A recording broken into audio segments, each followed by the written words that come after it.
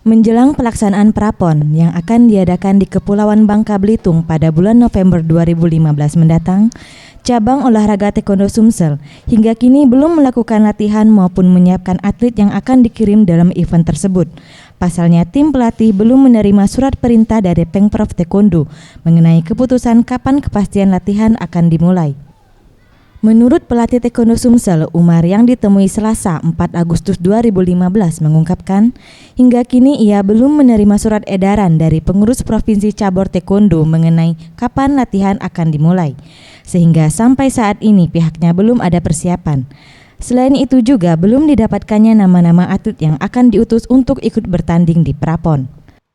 Untuk persiapan Prapon sendiri, biarpun saya sebagai pelatih Pemprov sampai sekarang belum ada keputusan dari Ketua Pemprov untuk pemanggilan atlet yang akan dipersiapkan di Prapon. Sampai sekarang belum ada persiapan sama sekali karena Ketua Pemprov belum memutuskan. Meski belum ada keputusan mengenai persiapan Prapon, namun Pengprov Taekwondo telah menyiapkan tim untuk diikutkan dalam Popnas di Bandung pada akhir tahun 2015. Menurut pelatih Popnas Cabur Taekwondo, Heru Iskandar Dinata mengungkapkan, untuk persiapan Popnas sendiri, para atlet telah berlatih semenjak bulan Juli 2015 di Bandung, dan saat ini pihaknya fokus pada peningkatan fisik dan teknik.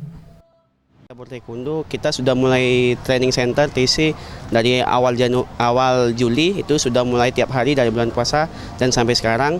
Saat ini kami masih fokus untuk pembenahan fisik dan teknik gitu.